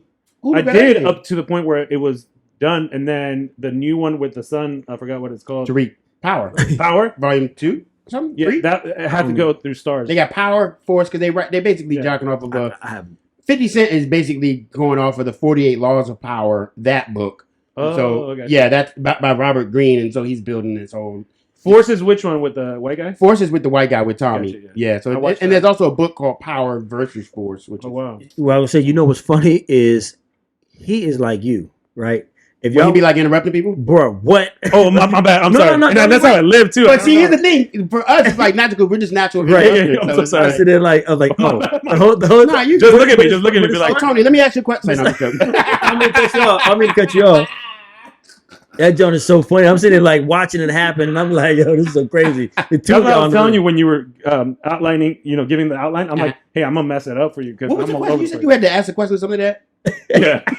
I forgot. Well, my answer is because the first thing you said was, "Can 3 go?" 'Cause I'm the like, yeah, weather? all 3 of them could go. Janet Jackson can stay. I don't like none of the other 3 of them really like that. Oh, really? You like Janet Yes. Jackson like that? What I about mean, Rhythm Nation, bro? that's what I'm saying. Janet stays. Okay. I don't like Beyonce. Mary can't sing. And What do you Rihanna. like from Janet Jackson? Wait, how old are you, my dude? I'm 46, 45. Oh, gotcha. But We're the same age. I'm just saying, like, there's probably. I just it's she can sing, she can entertain. She's How old are you, the Tony V? original. I'm about to. Next Thursday is my birthday, and I'm about to be 43. Man, you look way older than 43, Oh, bro. I do. Terrible. I do. You crazy. It's the great highlights that I get. Last one. Last one. Would you send away? Now think of these movies. Would you send away Arnold Schwarzenegger, right? For like what was it, Commando? Harrison Ford from Indiana Jones, Bruce Willis from Die Hard, or Stallone from Rambo? And just to get the context of this question correctly, One of you them review gotta them go. and they, all the movies go away. No, I'm just talking about those characters. Like one of Oh, those just char- those characters? one of those characters Arnold, gotta go. Arnold can go. I'll say, I'm not a fan of Arnold. Bruce Willis is from what movie you're Die Hard. Can't get rid of Bruce. No, that's a good one. Bruce is the GOAT. You know he got aphasia now, right? Say it again. Who is it? Something like that. Huh? Who are they? Who are they? Arnold from Commando. Harrison Ford from Indiana Jones. Bruce Willis, Die Hard. Stallone from Rambo. One got to go. Yeah, Arnold. 'Cause I Yeah. never watched that movie. So. Yeah, I'll send Arnold packing. But I like Terminator. So he still made that one Last in one, this Marcus. scenario. I'm asking. I want to change my answer. I'm joking. You I want want to to change? cut you off real quick, But you want to cut him off? Yeah, he's like, I was just waiting for you to say something. wait for you to say something. Like, cut you off. Man, y'all ain't gonna know. You're not gonna know this one. I know you don't know what I know. All right. It's like I probably don't. Wait, know. this is you're just coming up with this, or is this like an app or something? Well, I'm just looking at these on. He pulling it up out of his brain. Mm. Clean like. Oh, I'm about to weigh you out on this one. One has to go in all their work. Denzel Washington, Morgan Freeman, Samuel Jackson, Eddie Murphy, Will Smith, Oh, and Lawrence Fishburne. I got it. One of them gotta go. Yeah, that was 6. Will, I'm done. I got it. Right, because he smacked Chris Rock. You don't Correct. you I don't didn't mess with like. him no more? No, All their Fresh work. Prince. huh? What about Fresh Prince? I know, but I don't like that. I didn't like. You know how you kind of look at somebody for a certain way, and Yeah, then you it find out changes. like, oh, Yeah. that's how they are. It's like the Cosby Show. Like I can't really I'm sorry. watch the Cosby Show anymore because it's like Right? he was a gynecologist and he had a downstairs office where he used to take women in He seclusion. wasn't a gynecologist. He was a baby doctor. What do you call those? Pediatrician. Gynecologist. Ding ding ding. Is that right? Yeah, baby doctor is a well, okay. No. A gynecologist is a female doctor. I don't know what you would call a baby birthing doctor. What do you call that? There is a name for it, but I forgot. It is. Yeah, It's what? I thought it's I know it's not a pediatrician, right? pediatrician. That's when the baby. That's when they're babies. Like they're younger. He Somebody used to put it take in care of comment. women It's exclusively. good that we do real estate, guys. Yeah. I'm glad we. Yeah. Yo, that's funny because I was talking to somebody on the TikTok, and that goes. I guess we can jump into the comment section. And basically, Guess they we're were not gonna do the last how or not, but go ahead. oh, we didn't even finish. Okay, so I'll say. Not Squirrel. to cut you off. You know what I was thinking? Squirrel. What was you thinking? Go for it. Oh, but I don't want to cut you off. Look, so Samuel L. Jackson can Yeah, go. I say Samuel can go out of that group. I like him, but I mean, we gotta get rid of the negotiator though. I know that's tough. Hey, That's you tough. want my blood? Take my blood. I You like gonna shoot me on I like national TV? Chappelle doing Samuel L. Jackson's beer commercial. That's hilarious to me. Yeah, So I kind of like him because of he can go. So who you got? You already said you're going to take Yeah, Will that off. was Will. hit or miss. Yeah, I will because that I didn't like that. I mean, that thought was That messed Because up. it's all- Did you see the stand up? Chris Rock stand up? I did. I didn't think got- it was good. I didn't You think it was. What? I mean, glad he addressed it and everything. That It was kind of like like his top. I it guess, wasn't funny. It was kind of like You didn't just think it was addressing. funny? No, I don't. I mean, I guess if you don't like Chris, I mean, do you like Chris Rock comedy? In I think general? I did. Right. I think You I got did. lighter? I think I thought it was perfect. Like how he like slowly teased us about it and made us wait to the last because Yeah, he did. I was waiting He on. closed out. Correct. I was Yeah. waiting on him to Correct. talk about that. Mhm. Then he dropped it, and then he did it twice, like two little kind of teasers.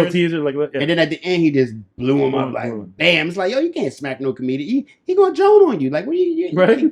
That was dumb. Yeah. But I think it was also fake too. It but did that's- kind of look The like conspiracy theory in me conspiracy theorist in me. We never see the picture of what his face looked like 2 days later. Wow. So we don't know if it was fake or not. Because if his left eye was swollen So up, what? Okay, let's go down this hole, or his right? cheekbone. What would be the intent? Why do that? No, what I'm saying, no, why show what your face looks like a couple days later? No. Why even? Why if it's fake fake it? Why? Yeah. Why? What? Supposedly What's the there were some theories or some statements about like they were actually promoting. There was like a movie coming out with both of them in Called it. The Slap or something? It was a movie coming out, both of them in it, or Slap something around like the that. So, Right. like, getting the attention on that and making a huge controversy of it and bringing the whole world was Is watching. the movie coming out? Not that I know of. But I can't see it Me either. unless they dragging this whole thing out. Like, I doubt it. You know, Will had this position and Will's still doing it, whatever, and then Chris come out with his special. But didn't it hinder Will so bad? Like, look at myself. Didn't it hinder Will? Like, you think people come back? I think they're gonna get it. They got over it. They're over. I mean, it's Will. It's like That's true. You know what I think? One resolution to a lot of this beef. Number one, I don't like the fact that older men get on social media and talk about each other and beef back and forth in the comments. I think that's whack, right? Number one, I'm just from a different school. But number two, I think that when you got a problem with somebody, like this society that we're in right now, if you really got that much problem with somebody, put some headgear on, put some gloves on. Let's get in the ring. Let's do pay-per-view and let's get out there and let's do it, right? And let's just hate on that. And Yeah, let's do it right. And once y'all square up and give you 3 rounds, 3 minutes, once y'all do it, and somebody can be like, yo, I'm done, bro. Like, that's Do you know how long 3 rounds, 3 minutes? That's insane. Bro, Yes. one round had me throwing up. I did it with my kids, right? I was like, because they're like talking on, oh, you know, I can do that. I said, let's do something, okay? Because you know, when you watch it, it's easy, and it's like, this is 10 round, guys. Let's just do. I want you to do something. Don't stop punching. Ready, go. Seconds, right? And they're like, don't stop, because the round's not even close to being done. Right. I'm showing them the time, like, so you thinking that they can't, like, oh, why wouldn't you just punch back? Why wouldn't you do this? Yeah, in theory, it has been in actual execution. That's hard. Yeah, dude, it's harder. Even 3 rounds and 3. That's a legitimate thing. I think. Yeah. If anybody has beef with anybody, just strap up. Put some. You can't bring gloves on. It's only you in the ring with the dude in the ref, and be okay with the result. Outside. And none of your boys, like this ain't. And we should start a fight club. A fight club. Yeah, like you got a problem, and then fight leave club it for there. Real estate fight club. Ooh, real estate. And just in general, maybe with lender too. The lender just mess you up. Y'all don't want title company. Y'all don't want none of this smoke with the realtors. As much blame as we get, right? You get with the lenders. As much blame as we get for everything. But just wait for it to pop off. But hear me out. Where that EMP it ends there, regardless of what transpired. Right? It ends there, and there's no retaliation. Yeah, don't tell this. Is it? So let's get into the comment section. Side business. Okay, we're gonna work on that. So this comment is from the Ticket Talkie. This is from John Rosales, and he says, interest rates aren't. So we were talking about interest rates and what's going on with the market, and he says his comment is, I want to hear your opinion, Tony V. Boop, boop, doop, doop. Shout out Rosales. He says interest rates aren't the issue. It's $200,000 homes being listed for $400,000. In my areas, houses at sitting. I guess he's trying to say are sitting. Houses are sitting and declining in value every month. What say you in response to that, Tony V? Interesting. I would love to know where he's located, but there is that strategy that does. I'm in line with Mr. Rosales. It kind of bothers me. There was a house over here listed like around 200,000 below. Mm-hmm. I don't know if you guys saw it, but there was 52 showings within 2 days. Wow! And they got like 100 and some offers. Clearly. Right, I educated my clients. I was like, okay, I'm going to show you the comparables. And the house, needed some repairs. Do you say comparables or comparables? Comparables. Well, what is it? Oh, I don't know. Oh, I don't know either. I mean, they get the understanding of what I'm trying to do. For sure. But I said, let's look at the comparable comparables. And I showed it to them. And guess what? It was like, I was like, give me your theory of what you think you need to get that house to your standard. And they're like, oh, okay. How much do you think you put that on there? Okay, 80,000. All right. It's still way below, so we don't even have a realistic chance. We did submit the offer, but I'm just saying, like, I just want to be realistic with you. Somebody else with the cash is going to come in and do the same thing and then relist it at the market. His comment is basically saying that 200,000 houses are being overpriced. He's saying that the actual value of the house should be 200, and he's saying that people are listing them for 400,000, even though in his opinion it's actually only worth 200,000. Got you. I was under the impression, like, that strategy, which I hate, Listing it low and then listing low, getting letting a whole it bid bunch of up. movement and everything. No, he's Okay. saying basically $200,000 houses are the real problem that are being way, in his opinion, overpriced. Well, that's real estate, right? Because I don't know. Again, I don't know what market he's looking at, and I don't know his credentials or his qualifications. Is he going off of, what he's Right, looking is at he on an Zillow, appraiser, or or an is he appraiser, like- or whatever? But it is supply and demand, and that's really the biggest issue that we've been kind of underlining talking about. I agree with you on the supply and demand. I think that kind of we touched on it a little bit earlier, but I think that it goes back to this looking for the unicorn market, where he's saying, well, this house is actually only worth 200,000 and they got it priced for 400,000. Well, how are you determining that it's only worth 200,000? How can that even happen? Well, hear me out though, but there is some kind of truth to what he's saying, because think about this. So we'll use Silver Spring, right? Silver Spring, a Rambler, 3 bedrooms, maybe 2 baths, maybe 1 bath, and then you take that same house, right, and you go to Hagerstown. Now that house is substantially lower, and you take that same house and you go to Salisbury, the house is lower. So maybe that's what he's referring to. I mean, I understand the intent, but it's not correct to me, because using that same example, I mean, if you put the same house at the bottom of the Atlantic Ocean, it's going to be worth way less than 200,000. If you put it in the middle of Los Angeles, California, in Beverly Hills, it's going to be worth $2 million. So that's what I'm saying. That's what he's saying, that the actual value of the house is being listed at. It's supposed to be selling for 2 in his eyes. And I think that comes from the unicorn belief system that, this house isn't actually worth that. But if it's priced at 400,000 and everything else in the neighborhood is selling at 400,000, then guess what? That's the price. If you don't like it, then you have to find a different neighborhood that goes back to what we were talking about earlier, that fits what you're trying to pay per month. And he said at the end of his statement, that's in my opinion, right? He said, in my area, houses are sitting and declining in value every month.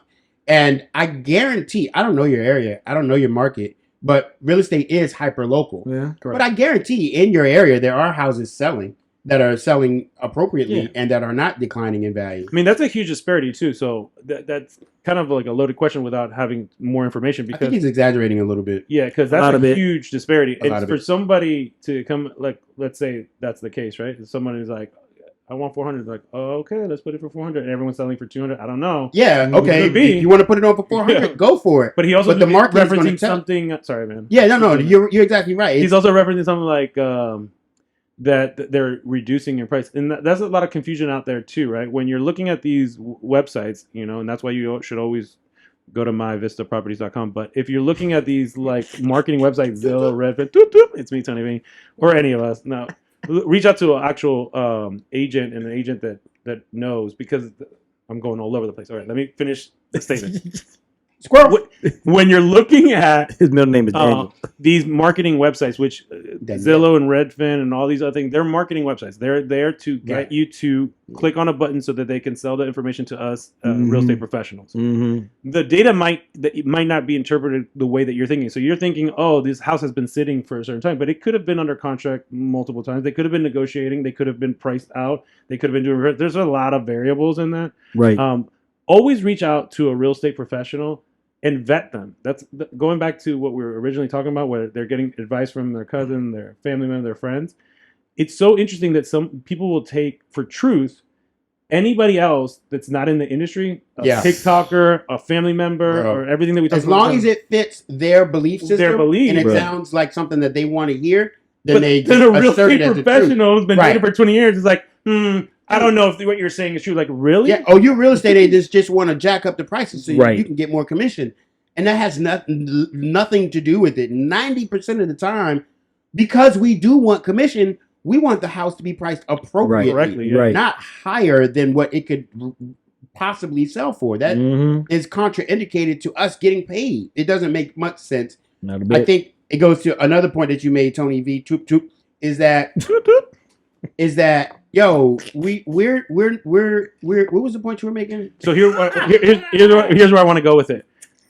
If you're interested in real estate, lost me, threw me off. yeah, if you're interested in real estate, Oh, this was the point that you were making, which is real estate agents. This is all we do. We're not talking about agriculture. We're not talking about world politics. We're not talking about plumbing. We're immersed cars.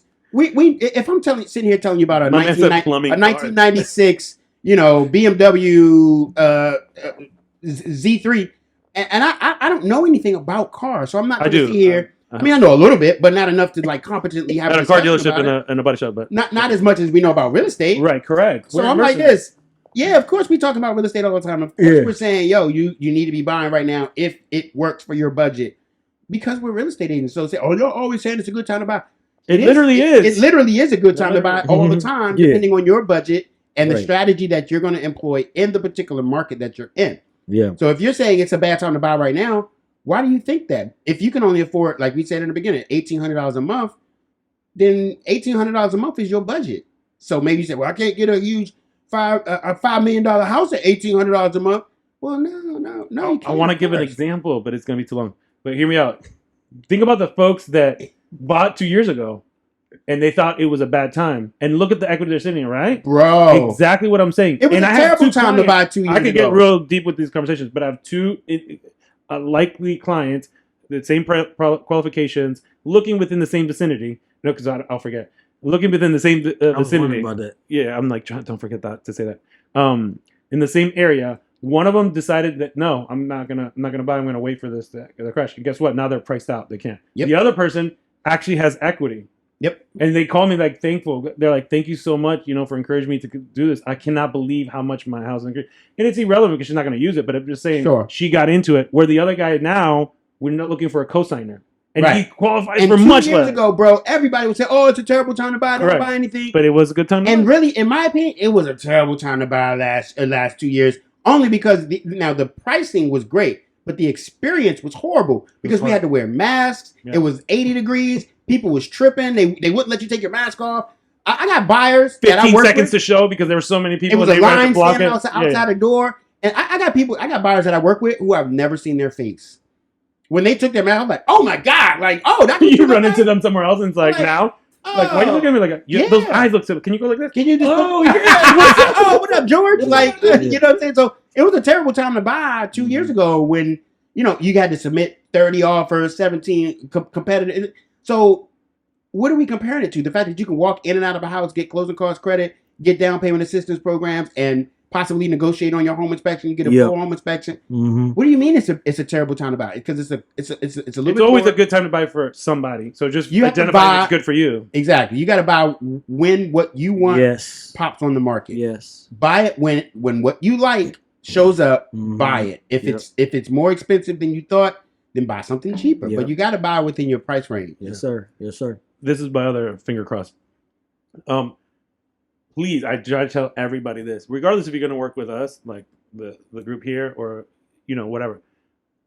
Reach out to a real estate professional and ask them the actual advice, but also vet them, right? Because a lot of folks, there's marketing. So if I'm on TikTok or Bookface or all these things, right, you're seeing me all the time, you think that I'm knowing what I'm doing, but I'm actually working also at Uber, which is that's great. You can do both, but actually vet them. And it's not always about who has the most transactions. It's about who's the most knowledgeable, right? So if all your audience, if you're serious about doing this, make sure that you interview folks and you ask them realistic questions. Sure. And don't just go off of what you're seeing on social media, which is a great platform. I think there's a great connection there. But actually just talk to them and say, hey, look, how many transactions have you done? Not within the market, just in general. Mm-hmm. What is your opinion on this? And start vetting them, because not everything that shines, is gold. You get what I'm saying? That's beautiful. You kick Will Smith off, and we'll close with this. Mm-hmm. You kick Will Smith off the island, right? I did, but he did have an album back in the day, and he had a song in there that said, "I think I can beat Mike Tyson." That's when Mike Tyson was hot, but he had a song on there called "Everything That Glitters Is Not Gold." Where can they find you? What's your social, brother? I'm gonna start one. No, it's me, Tony V. So it's _ me, Tony V. MyVistaProperties.com. Mi Vista Lista in Spanish. Where again, are we finishing up? Yeah. See, we're Oh wrapping up. man, See? that one happened real quick. I wanted to say the We've whole been story. talking for like an hour. Oh, Really? what story? My story? No, the dream that I had. Spit it. I will. I should. Spit it right now. Okay. So I had a dream one day. That one day. Do you want music? Yeah, can you put music on? I was just going to No, say. hear me out. This No, please don't. I was just talking to Mr. Leo about this. I had this dream and it felt so real and really what I really wanted to transpire, man. I really wanted to happen. So you can't control your dreams. So I'm going to start off by that. So don't judge me for what I'm dreaming. I can't control it. But this is what transpired. I was driving to DC, okay, and I was in a Range Rover. I was in a Rolls Royce truck, white, blue interior. And I was like, in the dream, I realized, like, I can't believe it. I don't even like, that's not my style. I don't want that truck, but I'm just saying, in the dream, I realized, like, dang, I can't believe I'm in this vehicle. So I'm going to DC. I pull up in this hotel on the roundabout, and my staff's waiting for me. They're like, come on, you're late, you got to go. So we're going through the hotel. They're getting me through the back, and then we go up, and we're on stage. Now, I'm sitting in a chair very similar to this. And then there's other folks on the stage. The curtains are closed, and they're miking me up, and they're like, okay. And I can see that there's other individuals from different brokerages there, right? And I know Remax is there. I know KW is there, like the owners and stuff. And I'm in my dream. I'm like, I can't believe I'm here with these guys. What the heck? This is amazing. They open the curtains, and I can see the crowd. Now these guys are talking. There's two mediators. You know, it's a young man and a lady, and I can't really see their faces, and I can't see the folks' faces that are on the stage. In the crowd, I can see some folks, but just in pockets. Everybody else is kind of like blurry. And so I don't know what they were saying. It gets to my time, and they give me the mic, and I start talking. So that's not how I talk. Really, like it was just amazing. Blah blah blah. And I think we're referencing something about how this gap of inequality is transpiring within our market, and that we have to correct it and whatever. And then I stand up and I start talking about how I'm the #1 minority-owned real estate brokerage in the world, and that I'm standing with all these other folks here who are not. And the crowd goes crazy. It was a little bit more than that, but I want to keep it PC. So everyone starts standing up, the people that I can see. And that kind of encourages me more. And the two moderators are like, stop what you're doing. Like, stop it. I can tell everyone's looking at me. And I just got like more empowered. I'm like, no, I'm serious. We need to. Everyone's standing. It got crazy. They close the curtains. I'm just drenched in sweat. I was like, oh my gosh, it's my staff. I was like, you did? I can't believe you said it. They rushed me off stage. But then the dream changed to somewhere else. I'm in someone's house or something. I don't know. But I woke up. It was like 2:30 in the morning, and I woke my wife. I'm like, because I'll forget. And I was like, I just had this crazy dream, but it really felt real. Like and ever since then, I started like thinking, how can I accomplish that? But it sounds so far fetched, especially like weeks like I was telling Mr. Lay, like weeks like today, when you're having all these issues with these different transactions and things are transpiring. And I was like, yeah, that's just a dream. But by me vocalizing it here and continuously to tell people, who knows? Maybe it can transpire, or some thereof. I mean, I think that might have even been like, I don't know what your level of belief is on this, but it could have been your future self, like sending you like some breadcrumbs. Did I not say that? I felt like I was time traveled because it felt so real. And even telling him while we were driving over here, Mr. Leo, while we were driving over here, I was like, even telling you right now, it just feels like a memory that transpired, like that I actually lived it. It felt so real. And I don't really have, I dream, but I don't have dreams that feel that way. And so if you're in real estate and you're looking, no, just looking to buy, sell, and invest. Buy, sell, invest. If you're an agent, talk to me. No, I'm just joking. No, but I do want to figure out how to get that. Write that down. Like everything. Oh, I did. Wrote it down. And I'm the president for the NAREP, National Association of Hispanic Real Estate Professionals, and I kind of told the board that, and not everyone was so welcoming and everything, but I really do feel that can happen. Who you tell your dreams to, man, because you got dream killers out there that'll tell you it'll never happen. When I first started real estate, I was a nurse, and I was working at Walter Reed Navy National Medical Center, and I used to do night shift. And I would walk in, and I worked at a psych hospital, too. I worked at 2 jobs. And I walk in there with my real estate book and stuff and all these different nurses.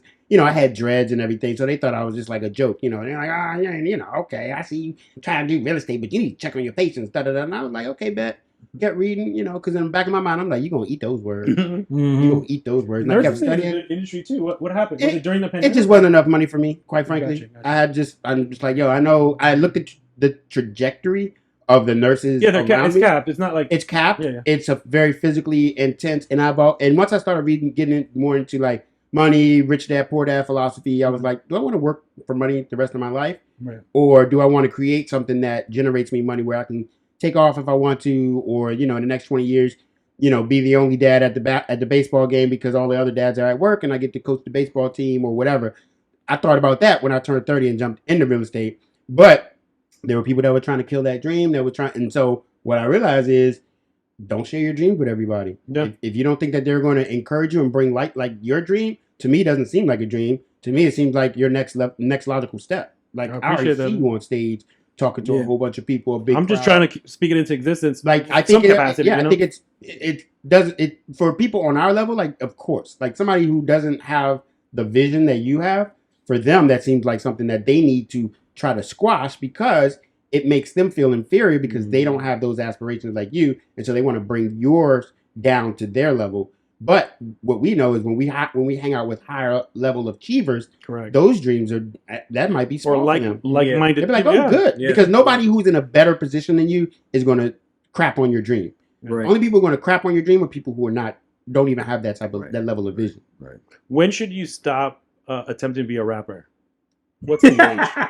Hey, I haven't stopped. Oh, really? Because I got some folks and they're like, "It's you're acting like that guy who's like." I'm like, well, it could. Here's the answer. happen. Here's the answer. I think you can appreciate this from your Puerto Rican brother, Fat Joe, Joey Cartagena, right? Joey Crack. Yeah. Today's price in that. No, not even. Oh, go ahead. He said if you are a rapper and you don't have a deal, you're not a rapper. You have a hobby. Ooh. So if you got kids, you got an apartment, you got a girlfriend, wife, whatever, and you don't have a deal and you don't have money coming in and you don't have shows or whatnot, you're not a rapper. You're just dreaming. Go get a job. Go get a real job. Bro, He said that. Oh, that's good. solid, bro.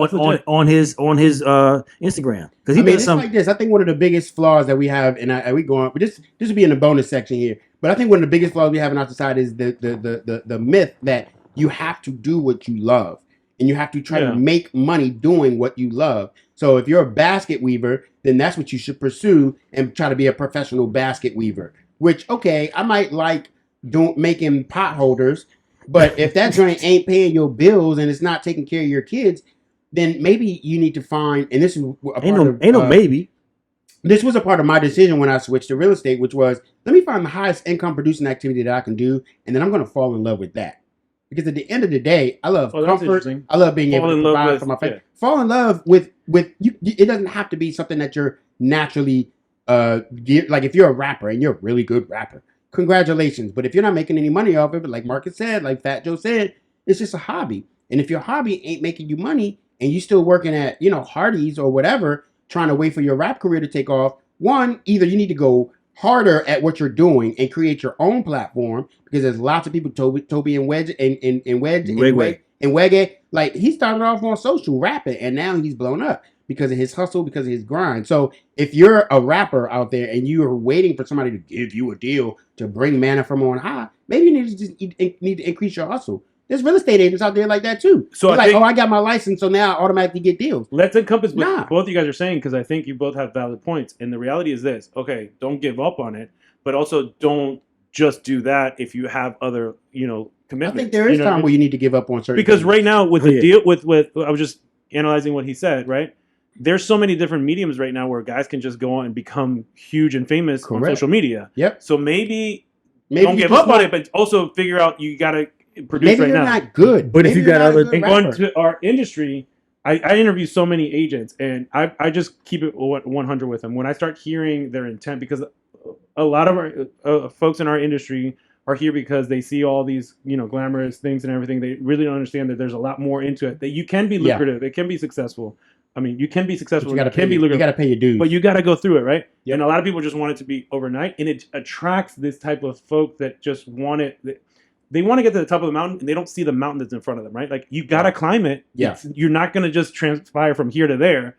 And so when I start hearing that that's their motivation, like they just want to get rich quick, I just, I was like, why don't you try this or why don't you try that? Or if I see that they have potential, but their train of thought and their perception of it currently is not right, I'll say, why don't you do this? Let's go to this brokerage. Go try it out. and then follow up with them in 6 months or a year. It's like, hey, how's it going? Oh, it wasn't as what you thought? Okay. You want to kind of revisit that? I very rarely do that. But for the most part, our industry does attract that kind of individual. Yeah, and there's and people we like do yourself that actually do it. Yeah, I mean, and we have a high dropout rate. It's Oh, for easy to sure. jump in, and Oh, it's for easy to jump out, and because of that, the retention rate, there's a lot of fallout rate because I wonder how many I mean we lost $1 million so License- far this Yeah, year. that's what they said. Yeah. how many licenses were active and have gone to referral status? Like what does that look like? I mean, yeah, those are the rappers. There's some new legislation that just passed. I was on that call that I was mentioning earlier. Starting September, now any new agent has to take, I forgot how many hours, but they have to take hours that is in practicality of what you actually do, right? Because we get licensed just like anything else, and it's not really what you do day to day. So going September of this year, any new agent that gets licensed is going to be required to take practicality classes. I think it's 15 hours. I'm not sure. I'm gonna see if I can get involved in teaching that. I got to see what the requirements are and everything, because that's what I do anyways. I usually bring on agents and then show them how to be successful, give them the business model and how to actually be sustainable in this industry, not just commission based. Like, So you have a license number, of course, right? So you having done those classes as of September, those 15 hours, does that get logged and attached to your license number? You have to, yeah. It's going to be part of the thing. Because as a lender, Not backwards. So if you got licensed in August, you're good. You get licensed in September, going forward, it's a new requirement. well, they should, because every year I have to take 8 hours of continuing education for licenses. So this is in and renew. addition to continuing education. Correct. But still, It's going to be part of your renewal process. Right. Still, there's. Love that. I'm glad Yeah. because like we have a lot of regulation on our side and not as much regulation on y'all side, and I think that it should be congruent.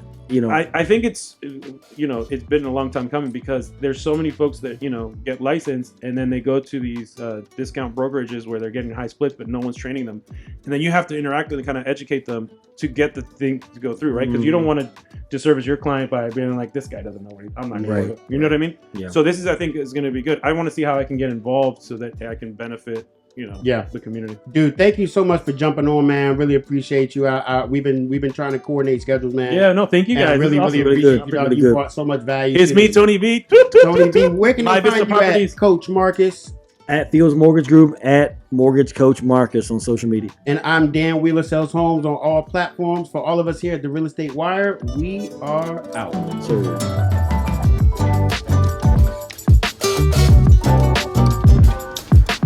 That wasn't hard.